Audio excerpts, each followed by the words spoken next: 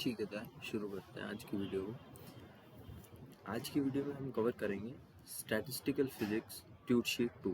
ठीक है, स्टार्ट करते हैं क्वेश्चन नंबर 1 से। क्वेश्चन नंबर 1 क्या कहते हैं? Suppose that the probability density for the speed s of a particle is given system is given by rho s a ps where as exponential minus s upon s0 where s lies in the limit from 0 to infinity and a and s0 are positive constants. a and s0 are positive constant. Determine a in terms of s0. देखो यार, probability density दे रखी है। अगर हम अपनी probability की एक first condition भी लगाएं कि सम ऑफ ऑल प्रोबेबिलिटीज कितना होता है, ये आपको गिवन है। सम ऑफ ऑल प्रोबेबिलिटीज कितना होता है? 1 होता है। एंड क्या दे रखा है आपको? Determine a in terms of, ठीक है, तो summation into d s is equal to 1 and limits क्या होंगी? From 0 to infinity. 0 to infinity a times s times exponential s minus s zero times d s कितना होगा? 1। A constant बाहर and इस term का इंटीग्रेशन। इस term का देखो इंटीग्रेशन क्या होगा, यहाँ पे इंटीग्रल कौन सा यूज हुआ है? 0 टू इन्फिनिटी एक्स की power n exponential minus alpha of x D x. वो कितना होता है? n फैक्टोरियल, यहाँ पे x की पावर होती है, नीचे अल्फा जो यहाँ पे x का कोफिशिएंट होता है उसकी पावर n प्लस 1। तो यहाँ पे सिमिलरली कितना आएगा? यहाँ पे कितनी है? n कितना? 1 है, तो ऊपर 1 फैक्टोरियल डिवाइड बाय s का coefficient 1 upon s0, 1 upon s0 का स्क्वायर इज इक्वल टू 1। तो a की वैल्यू यहाँ से कितनी आ गई? 1 अपॉन s0 स्क्वायर। ठीक है, सो हमने a निकाल लिया in terms of s0। What is the mean value of speed? Mean value कैसे निकालते हैं रैंडम वेरिएबल की? s मल्टी किसी रैंडम वेरिएबल की, तो random variable multiply by probability density function into ds limits 0 to infinity. Again आप यहाँ पे ps की वैल्यू रखोगे a, अब यहाँ पे कितना हो जाएगा? s स्क्वायर हो जाएगा। देन अगेन फॉर्मूला लगाओगे, a की वैल्यू कितनी थी? 1 अपॉन एस स्क्वायर। इसमें फॉर्मूला लगाओगे तो ऊपर 2 फैक्टोरियल अपॉन 1 अपॉन s की पावर क्यूब। कैंसिल करोगे तो कितना आएगा? 2s0। ये कितना है? मीन। ठीक है, डन। थर्ड पार्ट से what is the most probable speed? Speed for which the probability distribution has maximum. तो अपनी प्रोबेबिलिटी डिस्ट्रीब्यूशन को मैक्सिमम कर देते हैं। वैल्यूज दैट मैक्सिमाइजेस पीएस मींस उसका फर्स्ट डेरिवेटिव 0। हाँ, तो यहाँ पे ए कांस्टेंट अगेन एंड यहाँ पे दो फंक्शंस हैं, दोनों को डिफरेंशिएट करेंगे। First function differentiation of second function and exponential में जो भी है -1 upon s0 plus first function का इतना आएगा 1 आएगा and second function as it is. Let say s0 पर हमारी प्रोबेबिलिटी मैक्सिमम होगी तो हमने इसको टू 0 पुट कर दिया एंड हम इसमें से क्या करेंगे? एक्सपोनेंशियल कॉमन लेंगे तो अंदर कितना बचेगा? 1 माइनस एस अपॉन s0। सो यहाँ से अगर मैं इन दोनों को इक्वेट कर दूँ इक्वल टू 0 तो 1 माइनस एस अपॉन s0 कितना होगा? Equal to 0। ठीक है, then s comes out to be s of 0, most probable value of s for which the entropy is maximum sorry, तो इस वैल्यू के लिए हमारी प्रोबेबिलिटी क्या होगी? मैक्सिमम होगी। ठीक है, this was part 3। Part 4 says what is the probability that a particle has a speed more than 3 times the mean value। Mean value कितना आया था हमारे पास? पार्ट 2 में हमने कैलकुलेट किया था 2 times s0। Now part 4 says particle has speed more than 3 times the mean। 3 times of mean means 6s0। इसकी probability कितनी होगी? 6s0 to infinity ps into ds। Again ps की आप वैल्यू रख दोगे, इंटीग्रेट करोगे, integration by parts and limits put करोगे 6s0 to infinity. Okay, यहाँ पे कुछ नहीं किया, बस एक बार डिफरेंशिएट किया एंड इंटीग्रेशन बाय पार्ट्स किया। ठीक है, जब आप लिमिट रखोगे तो अंदर आएगा 6s0 exponential minus 6 plus s0 times exponential minus 6, सो 7s0 एक्सपोनेंशियल माइनस 6। ए की वैल्यू रख दोगे आप, क्या थी? 1 अपॉन s0, s0 कैंसिल हो जाएगा एंड आंसर कितना आएगा? 7 एक्सपोनेंशियल माइनस 6। ठीक है, ये प्रोबेबिलिटी होगी कि पार्टिकल की मीन स्पीड कितनी होगी? 3 टाइम्स होगी mean speed. Now let's move on to question number 2। Question number 2 says a particle, one-dimensional random walker can take a single step of size +1, 0, and -1 unit with probabilities 0.4, 0.3, and 0.3 respectively. Each step is independent of the previous step, okay, and the above probabilities are unchanged at subsequent steps. Find the average displacement. Again random walker का question है, इतनी possibilities है, इनकी probability दे रखी है मेरे पास. Question में क्या क्या निकालना है? एवरेज डिस्प्लेसमेंट निकालना है, स्टैंडर्ड डेविएशन निकालना है, and relative fluctuation about mean if the random walker takes one step. Let's calculate for one step. Then average displacement कितना होगा? Average displacement is will be n, total number of steps multiply by xi over pi. n कितना है यहाँ पे? 1 है. सो xi कितना हो गया? ये xi की वैल्यूज है मेरे पास 1, 0, -1. तो 1 0.4, 0 टाइम 0.3 है, -1 time 0.3. So answer comes out to be 0.1. Now standard deviation क्या होगा? It will be standard deviation यहाँ पे ये सिग्मा, ठीक है, ये स्टैंडर्ड डेविएशन होता है root of variance, root of variance. So expectation value of x square minus expectation value of x square. हमारे पास ये क्वांटिटी नहीं है, ये तो हमने अभी निकाली है, नंबर ऑफ वन स्टेप के लिए 0.1. तो इसको हम कैलकुलेट कर लेते हैं पहले. Summation xi square pi, and बाहर भी इसमें n कितना होगा? 1 होगा. Then again 1 square p plus 1, 0 square p0 minus 1 whole square p minus 1. So again ये 0.4 एंड प्लस 0.3, सो 0.7. तो यहाँ पे आप क्या रखोगे? 0.7 माइनस 0.1 होल स्क्वायर. सो कितना आएगा? 0.69. ठीक है. थर्ड क्या निकालना था? Relative fluctuation about mean. So fluctuation हमने अभी निकाला है सिग्मा, एंड मीन से इसको डिवाइड कर देंगे. सो रूट 0.69 डिवाइड बाय हमारा जो मीन था, तो इतना आएगा. ठीक है. अब किसके लिए कैलकुलेट करना है? 500 स्टेप्स के लिए. पहले 1 स्टेप के लिए गया था, 500 स्टेप्स के लिए. सो एवरेज डिस्प्लेसमेंट कितना आएगा? n times x1 summation xi pi. सो n कितना हो गया इस बार? 500 plus 1 p plus 1 and 0 minus 1 times this. So 500 into 0.4 इसकी वैल्यू, इसकी तो 0 कंट्रीब्यूशन देगा ये, एंड इसकी 0.3. सो आंसर कितना आएगा? मीन डिस्प्लेसमेंट कितना होगा? 50 होगा. ठीक है.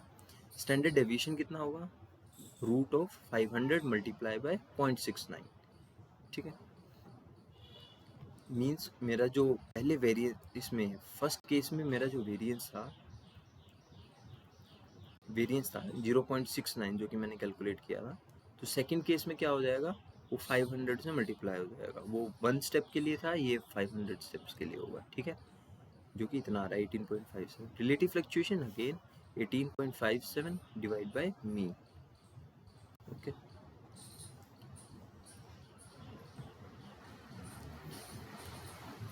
Okay, now let's move on to question number 3. Consider a biased coin toss experiment in which the probability of head is p and that of tail is 1 minus p. Okay. Find the entropy of this probability distribution for a single coin toss defined as, ये क्या होती है? Gibbs entropy होती है. हमें किसके लिए entropy निकालनी है? For a single toss coin. So single toss coin में क्या होगी? मेरे पास दो ही प्रोबेबिलिटीज आएंगी, एक p हेड आने की एंड q टेल आने की. सो p ln p plus q ln q. pi क्या होता है? Summation over all microstates. तो मेरे पास कितनी माइक्रोस्टेट होगी? सिंगल कॉइन टॉस के लिए दो ही माइक्रोस्टेट होंगी. तो मैंने अपने को एक्सपेंड कर लिया. Where q is 1 minus p. So for maximum probability, for maximum entropy, question में उसने पूछा होगा where pi is the probability of ith outcome and n is the total number of possible outcome. For what values of p entropy is maximum और minimum. ठीक है. मतलब maximum and minimum entropy के लिए हमें p की value निकालनी है. Find the maximum and minimum entropy. ठीक है. p की वैल्यू के बाद आपको एंट्रोपी की वैल्यू भी निकालनी है. देखो मैक्सिमम एंट्रोपी तो तभी होगी जब ds upon dp is equal to 0. जब आप अपनी एंट्रोपी को डिफरेंशिएट करोगे p की टर्म्स में या q की टर्म्स में. सो s मैक्स कितना आएगा? नहीं, यहाँ पे जब आप डिफरेंशिएट करोगे इसके बाद तो इस एक्सप्रेशन को आपको डिफरेंशिएट करना है। सो minus k B L n P, मैंने क्यू को भी किसकी टर्म्स में चेंज कर दिया, पी की टर्म्स में। Then minus k B first as it is, इसका डिफरेंशिएशन 1/p, इसका 1 आएगा तो l n p plus again इसको डिफरेंशिएट करोगे ये डिनोमिनेटर में आएगा, एंड इसका जब डिफरेंशिएशन लोगे तो -1 माइनस टाइम्स इसका कितना आएगा -1 एंड ये सेम, देन ये कितना होगा -1, ये कितना होगा +1, कैंसिल हो गया, l n p upon 1 - p equal to 0। जब आप इक्वेट करोगे राइट हैंड साइड में तो log 1 की वैल्यू क्या होती है 0, मैंने 0 को कैसे लिख लिया log 1, then p equals to, इसको मल्टीप्लाई कर दो, कंपेयर करो दोनों साइड से 1 - p, देन यहाँ से p कितना आया हाफ, एंड सिमिलरली q कितना आ जाएगा हाफ। देन अब मैं अपनी, मेरे पास p की वैल्यू आ गई, for p equals to half my entropy will be maximum. Okay, अब मैक्सिमम होगी कितनी, देन अगेन अपना जो गिब्स एंट्रोपी का एक्सप्रेशन था उसमें p की वैल्यू रख दी मैंने। So minus k b half times l n half plus half l n half. So जब इसको ऐड करूँगा half plus half become 1 and this 2 will become in, 2 will go in numerator and I will consume this minus sign. Okay, so maximum entropy आ गई k b times l n 2। Minimum entropy, अब minimum entropy क्या होगी, जब एक probability कितनी होगी 1 होगी एंड दूसरी प्रोबेबिलिटी हेड आने की प्रोबेबिलिटी मैक्सिमम होगी एंड टेल आने की प्रोबेबिलिटी 0 होगी। इन दैट केस हमारी जो एंट्रोपी है वो कितनी आएगी, minus k B p i 1 l n 1 plus 0 l n 0, तो 0, ये मिनिमम एंट्रोपी है मेरे पास, ठीक है, किसी भी केस के लिए। एंड सिमिलरली एक केस होगा फॉर, सॉरी क्यू नहीं, for p equals to 0 and q equals to 1, when tail आने की प्रोबेबिलिटी मैक्सिमम होगी एंड हेड आने की प्रोबेबिलिटी मिनिमम होगी। इस केस में भी मेरी एंट्रोपी कितनी आएगी, 0 आएगी। ओके, तो p की वैल्यू निकाल दी हमने मिनिमम एंड मैक्सिमम के लिए, and minimum and maximum entropies निकाल दी। अब पार्ट 2 देखते हैं। Now consider an experiment with n equals to 2 coin tosses with same biased coin. Tabulate the probability distribution of possible outcomes of this experiment and hence obtain the entropy of distribution. ठीक है, possible outcomes निकालने हैं and entropy निकालना है distribution का। तो 2 coin toss के लिए आप निकाल सकते हो आउटकम्स, 4 आउटकम्स आएंगे, head head, head tail, tail head and tail tail. इसकी प्रोबेबिलिटी कितनी होगी, हेड आने की प्रोबेबिलिटी कितनी थी p, सेकंड हेड की कितनी भी होगी p, फर्स्ट हेड की p, देन टेल की कितनी थी 1 - p, and again tail 1 - p into p and 1 - p whole square. So इस कितना आएगा, summation minus k B summation p square. Probabilities है ये, ठीक है, ये प्रोबेबिलिटीज है इस माइक्रो स्टेट की h h h t t h, तो इनका समेशन कर दो। So p square l n p square plus ये 2 टाइम्स है, सेम प्रोबेबिलिटी देंगे तो 2 1 - p l n 1 - p and इसका 1 - p whole square l n 1 - p स्क्वायर। सो ये एंट्रोपी आ गई। मैक्सिमम एंट्रोपी कहाँ पे होगी, when p will be half. So जब इस एक्सप्रेशन में आप p हाफ पुट करोगे तो आपके पास एंट्रोपी कितनी आएगी, 2 kb ln 2। ठीक है, फॉर कितने केसेस के लिए करते हैं अब ये,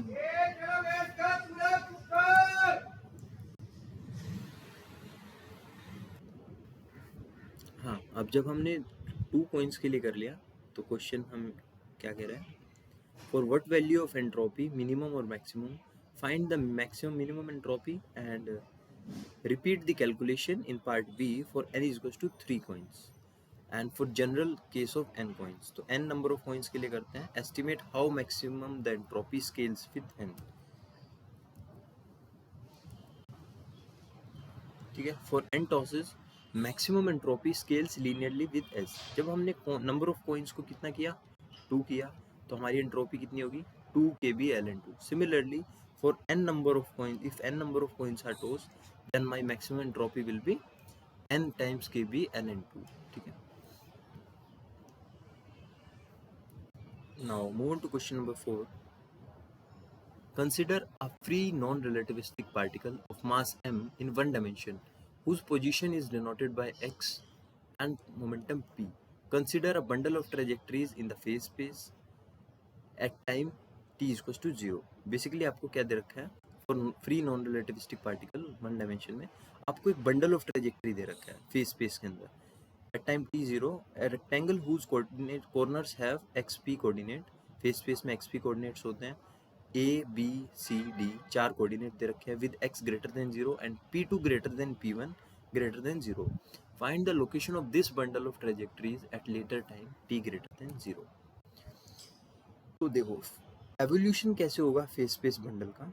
इनिशियली क्या दे रखा आपको, ये फेस स्पेस है पी एक्स, जहाँ पे आपको ए पॉइंट दे रखा है with coordinate 0,p1, B x,p1, C 0,p2 and D x,p2. x क्या है, ए पॉइंट से बी पॉइंट के बीच का डिस्टेंस. सिमिलरली p1 क्या है, y एक्सिस पे ये डिस्टेंस, p2 ये डिस्टेंस एंड p2 क्या दिया हुआ है, ग्रेटर देन p1. सो एवोल्यूशन कैसे होगा फेस स्पेस बंडल का, एक्स कोऑर्डिनेट कैसे इवॉल्व करेगा. देखो x of t is x at time t is equals to 0 plus p at time t is equals to 0 upon m and t. ठीक है, ये equation of state होती है. Equation of motion simple कि eight x at any later time t कितना होगा, when t was 0 उस time x कितना था, प्लस ये कितना है p अपॉन m, क्या है basically velocity times t. And हमारा जो no force acts on particle, तो हमारा momentum at later time t same होगा एज मोमेंटम इनिशियल. ठीक है, सो इन फेस स्पेसेस के लिए मेरा मोमेंटम सेम होगा. तो पॉइंट ए कैसे इवॉल्व करेगा, देखो इनिशियली कितना था 0,p1, तो इसका x कोऑर्डिनेट कितना हो जाएगा, यहाँ पे रखो x0 कितना हो गया 0 प्लस p0 कितना हो गया p1, so p1 by m into t. So p1 by m into T इसका क्या हो गया, x कोऑर्डिनेट का ट्रांसफॉर्मेशन हो गया. ठीक है, at later time t comma momentum same रहेगा, momentum at later time t will be same as momentum initial, so p1. Similarly point b कैसे ट्रांसफॉर्म होगा, x comma p1 x plus, अब यहाँ पे x0 की जगह क्या रखोगे आप, x प्लस p0 की जगह p1, so x plus p1 upon m into t comma p1. Similarly for part C and part D. अब इसको आपको प्लॉट करना है. ये था at time t is to 0. p1 point कहाँ पे आएगा, x एक्सिस पे कितना शिफ्ट हो जाएगा, बाय दिस मच अमाउंट. पहले क्या था 0,p1 था, अब कितना होगा p1 upon m into t. So ये पॉइंट कितना होगा p1 upon m into t and p1. b point आएगा आपका, उसमें x plus p1 upon m into t में आपको x प्लस करना है, तो ये x प्लस कर दिया. Similarly point C. अब देखो पॉइंट सी में क्या है, p x एक्सिस का जो डिस्टेंस है p2 upon m into T, ये डिस्टेंस पॉइंट सी का x एक्सिस पर distance p2 m upon T, ये ज़्यादा होगा from p1 m upon T. क्यों, क्योंकि क्वेश्चन में क्या दिया हुआ है, p2 is greater than p1.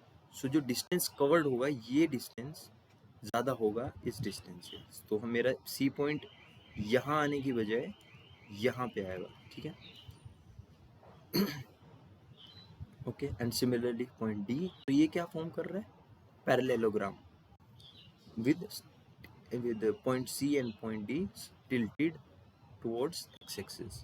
ठीक है,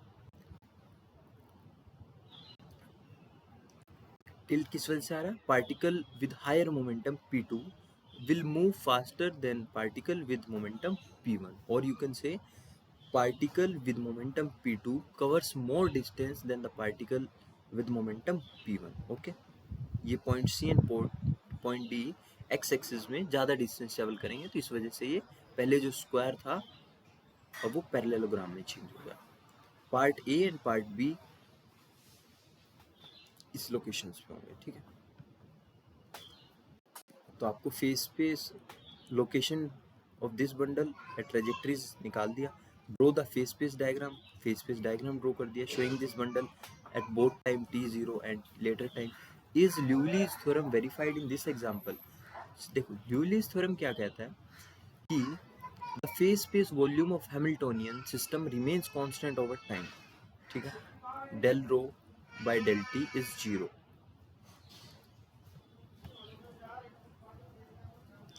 सो इनिशियली देखो मेरा वॉल्यूम कितना आ रहा था, एरिया इनिशियली जब at time t equal to 0, तो इसका एरिया आप कैसे कैलकुलेट करोगे, ये जो मैग्नीट्यूड है x multiply by p2 minus p1।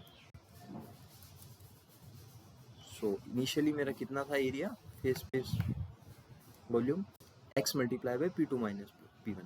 अब फाइनल एरिया भी अगर आप चेक करोगे, सॉरी, अगर आप यहाँ पे भी एरिया चेक करोगे तो पैरेललोग्राम का एरिया कैसे निकालोगे, इसकी हाइट तो अभी भी कितना है, p2 माइनस p1, हाइट अभी भी p2 माइनस p1 है, एंड इसके अगर विड्थ भी चेक करोगे तो वो भी कितनी है, अभी भी x2 माइनस x1।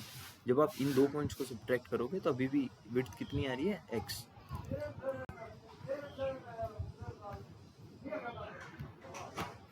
सो कितना आएगा final, initial and final x p2 minus p1। So Liouville's theorem is verified, ठीक है।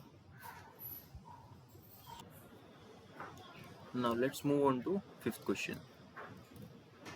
Question number 5 में क्या कहता है, Consider a system of 4 non-interacting identical and distinguishable spins, each of magnetic moment q। चार क्या है मेरे पास, non-interacting identical spins, each of magnetic moment mu placed in uniform magnetic field of magnitude b।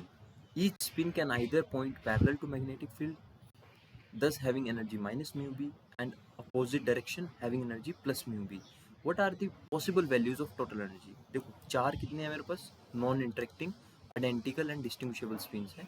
Parallel to b होगा तो energy minus mu B होगी, ये किसकी, single उसकी स्पिन की एनर्जी है, एंड एंटी पैरेलल होगी बी की तो plus mu B. So possible कितना हो सकता है, all four have energy, all four are parallel to B, तो उस केस में एनर्जी कितनी होगी, minus mu B. All four are anti parallel to B, तो एनर्जी कितनी होगी, प्लस म्यू बी। उसके बीच में कितने वैल्यूज आएंगे, जीरो किसको करस्पॉन्ड करेगा, two spins are parallel to b and two spins are anti parallel to b. So उस केस में minus two mu B plus two mu b, तो जीरो देगा। ये किसके लिए होगा, तीन पैरेलल होंगी एंड एक क्या होगी, एंटी पैरेलल होगी। इसमें तीन एंटी पैरेलल होंगी, एक कितनी होगी, पैरेलल होगी, ठीक है। ये possible values of total energy of system. Part 1. Part 2. Find the number of microstates for each values of energy. So number of microstates for each allowed value of energy आप कैसे निकालोगे? Let's say n is the number of spins. n is the random variable having number of spins which are parallel to b. अगर आप इस case में आओगे -4 mu B में, इसमें कितनी नंबर ऑफ स्पिन्स हैं जो कि पैरेलल हैं, पैरेलल जीरो है, इसमें सारी क्या है, चार की चार एंटी पैरेलल है, तभी तो एनर्जी -4 म्यू बी है। तो n जीरो हो गया, तो ओमेगा कितना होगा, 4c0 out of 4 spins.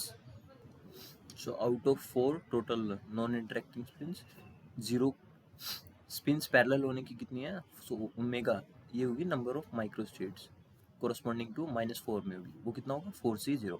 Similarly -2 mu B में कितनी थी number of spins parallel to B, 1, तो ओमेगा कितना आएगा, 4c1।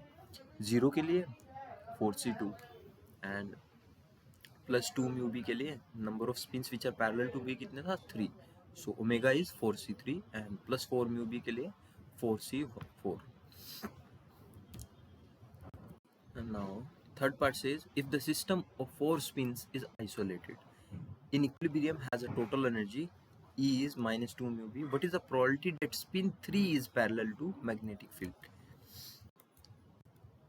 एक स्टेट दे रखी है जिसमें एनर्जी कितनी है, -2 म्यू बी। अब जैसे -2 म्यू बी आता है तो मुझे पता है इसके अंदर तीन स्पिन्स ऐसी हैं जो कि एंटी पैरेलल है, तो वो कितना कंट्रीब्यूट करेंगी, -3 म्यू बी, एंड एक स्पिन क्या है इसके अंदर, पैरेलल है। देखिए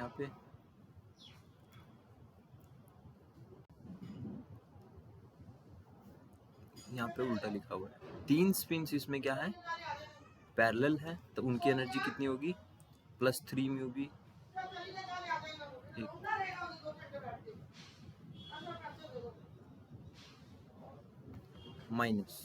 यहाँ पे प्लस नहीं -3 म्यू बी, एंड एक स्पिन इसमें क्या है, एंटी पैरेलल होगी, तो उसकी एनर्जी कितनी होगी, -mu B plus mu B. तभी इन दोनों की एनर्जी मिलके कितनी दे गया है, -2 म्यू बी। 3 स्पिन इसमें एंटी पैरेलल होंगी, एक स्पिन पैरेलल होगी एंड एक स्पिन एंटी पैरेलल होगी, सॉरी 3 स्पिन इसमें पैरेलल होंगी, तो दोनों की एनर्जी मिलके -2 म्यू बी। सो इसमें से क्या कह रहा है अब देखो, आउट ऑफ दीज 4 स्पिन्स, जो ये एक स्पिन 3 स्पिन्स हैं एंटी पैरेलल, हो सकता है स्पिन 1 हो, स्पिन 2 हो, स्पिन 3 हो, स्पिन 4 हो। So what is the probability that spin 3 is parallel? So out of 4 cases एक ही केस मेरे पास होगा जहाँ पे स्पिन 3 पैरेलल होगी, सो 1/4, ठीक है। सो हमने प्रोबेबिलिटी निकाल दी 1/4। अब लास्ट क्वेश्चन है इंस्टीट्यूट का, for a sphere of radius r in d dimensional space, degrees of freedom, d क्या है, dimension, degrees of freedom, find its surface area and volume d। तो इसमें बेसिकली डेरिवेशन है, आप मैंने इसको कंसीडर नहीं किया है करना, तो सिंपली मैंने इसका एक्सप्रेशन लिख दिया आपके लिए कि सरफेस एरिया क्या होता है डी डायमेंशन के अंदर, 2πd/2 r d-1 gamma of d/2, and volume क्या होता है डी डायमेंशन स्फीयर में, vd πd/2 r power d gamma of d/2 + 1। बस इनकी एप्लीकेशन आएगी आगे 1-2 क्वेश्चन में, तो ये आपको अगर फॉर्मूले याद हैं तो वहाँ पे डायरेक्टली यूज़ कर लेंगे। इसकी डेरिवेशन में मैंने एज सच डिराइव भी नहीं किया एंड ज़रूरत भी नहीं है इसको करने की, ठीक है। तो इतना ही रखते हैं इस वीडियो में। नेक्स्ट वीडियो में क्या करेंगे, ट्यूब शीट 3 को डिस्कस करेंगे। Okay, thank you.